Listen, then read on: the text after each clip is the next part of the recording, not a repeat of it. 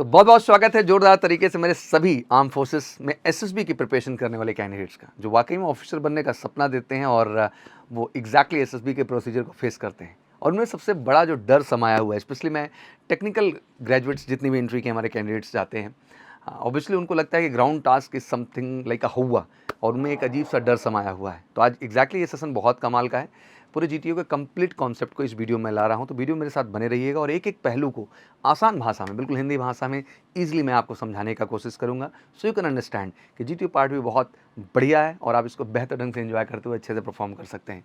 Seat I touch red colour, तो there is a lot of confusion, lot of myth regarding the whole GTO series. तो बहुत सारे myth हैं, बहुत सारे कन्फ्यूज़न है कि सर रेड टच कर दिया अब क्या हो जाएगा, सर मैं बाहर हो जाऊंगा, ब्लू पे क्या कर दिया सर, वाइट पे क्या हो गया सर, ये बल्ली यहाँ रख दिया सर, फट्टा यहाँ रख दिया सर, बड़ी सारी कन्फ्यूज़न है यहाँ। तो चलो इन सारी कन्फ्यूज़न को जड़ से खत्म करते हैं। तो सबसे पहले अगर हम जीटीओ सीरीज़ की बात करते हैं, तो ये टेस्ट का जो अप्रोच है बाकी दो टेस्ट से बहुत अलग होता है, बिकॉज बाकी दो टेस्ट में आप थ्योरेटिकली या अपने जो है माउथ के माध्यम से इंप्रेस कर रहे होते हैं, बट यहाँ आपके रियल एक्शंस दिखाई देते हैं, ग्रुप का कोऑर्डिनेशन दिखाई देता है और आपकी जो रियल पर्सनालिटी है ना वो निकल के आती है। देखने को मौका मिलता है, इंडिविजुअली भी आपको चेक किया जा रहा है, ग्रुप के अंदर भी देखा जा रहा है।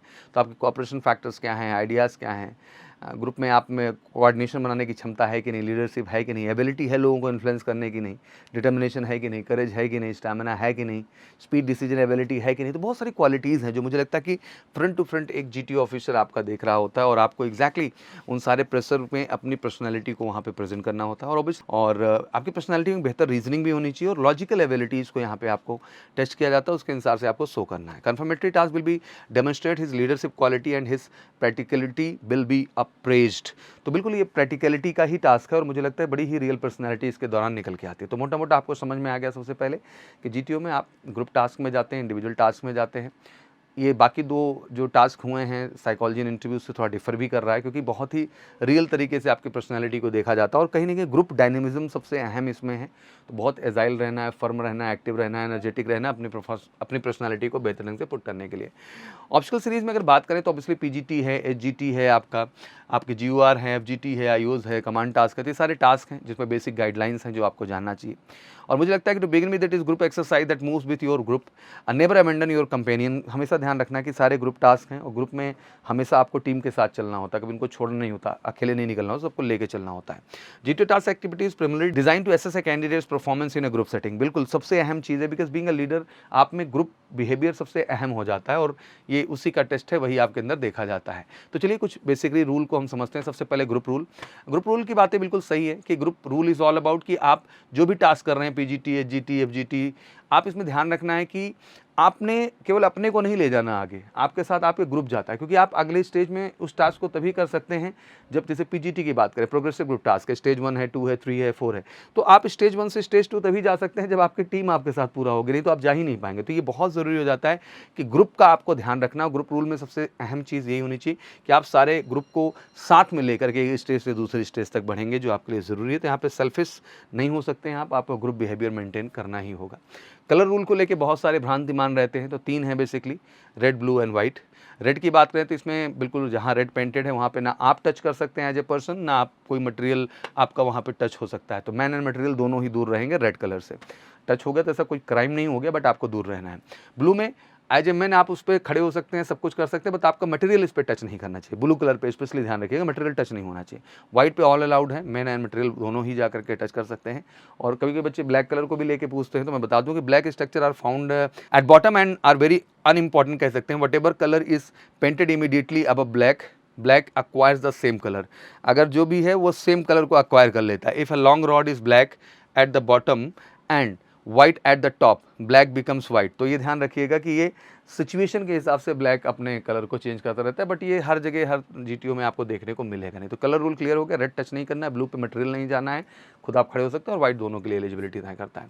डिस्टेंस में 4 फीट होता है, 4 फीट अगर आप जंप कर सकते हैं तो you have a rights, but 4 feet से ज़्यादा का डिस्टेंस रूल होता है, उससे ज़्यादा का आप नहीं जंप कर सकते, ठीक ना, आपके गिरने के डर होते हैं। तो इस रूल का भी ध्यान रखना है कि डिस्टेंस रूल में आपके पास 4 फीट के केवल राइट्स हैं जंप करने का जो भी है। रिजिडिटी रूल, ध्यान रखिए रिजिडिटी रूल का मतलब ये होता है you can't bind and tie two rigid helping materials, मतलब दो सॉलिड चीज़ एक दूसरे पे टाई और बांधने की कोशिश मत करो, जैसे बल्ली फट्टे के साथ, फट्टा बल्ली के साथ, क्योंकि स्लिप होने के चांसेस होते हैं, तो ये आपको करने का राइट्स नहीं होते हैं। तो ध्यान रखिए टू फट्टा, टू बल्ली, फट्टा और बल्ली कांट बी टाइड टुगेदर, नहीं बांध सकते, rather they can be put one up other can tie them with the structure keeping colour rule in bind, मतलब कभी कभी ऊपर नीचे आप रख सकते हैं, बांध भी सकते हैं, बट साइड में आप बांधने की कोशिश ना करें, आगे बांधने की कोशिश ना करें, आप ऊपर रख सकते हैं और एक दूसरे के ऊपर सपोर्ट ले करके आप टास्क में अपने आगे बढ़ सकते हैं। तो आपको रिजिडिटी रूल का भी ध्यान रखना है कि सॉलिड्स को नहीं बाइंड करना। इन्फिनिटी, जैसे आपको पता है कि infinity describe that the starting and finish lines are extended to the infinity both side, क्योंकि देखो टास्क जो हो रहा है टेक्निकली किसी नदी के लिए है, आप एक ब्रिज का ही तो काम कर रहे हैं। अब नदी लाजमी सी बात है कि उसकी दूरी तो होती नहीं है, वो इन्फिनिटी ही है ना, कहाँ तक चली जा रही नदी, आप वहाँ तक तो जाएंगे नहीं, तो उसको इन्फिनिटी के रूप में देखा जाता है, स्टार्ट लाइन को भी और फिनिश लाइन को भी, तो इसको लेके घबराने की आवश्यकता नहीं है। यही इन्फिनिटी रूल है कि उसको इन्फिनिटी ही माना जाता है, ठीक है ना, इससे ज़्यादा और कुछ बताने को है नहीं।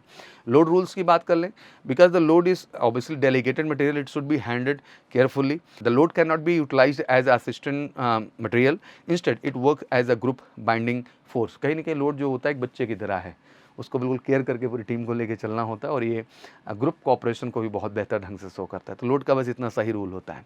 GT task and SSB interview rules for the helping materials बड़े सिंपल हैं, दो टाई नहीं करने हैं आपको जो है solid materials, one piece of assistant can be stacked on the top and other part, जैसे मैंने बताया कि एक दूसरे के ऊपर रख के आप सॉलिड को यूज कर सकते हैं।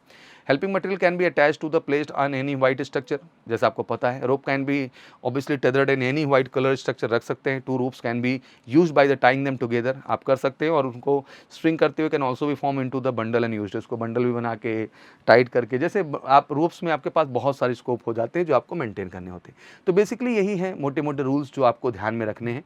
अब हाँ, ऑब्वियसली इन सारी एक्टिविटीज़ को जज करने के लिए, समझने के लिए रियल ग्राउंड पार्टिसिपेशन की देखो ज़रूरत होती है, और जब तक आप रियल ग्राउंड पे नहीं होते हैं वो चीज़ें कहीं ना कहीं नहीं हो पाती हैं।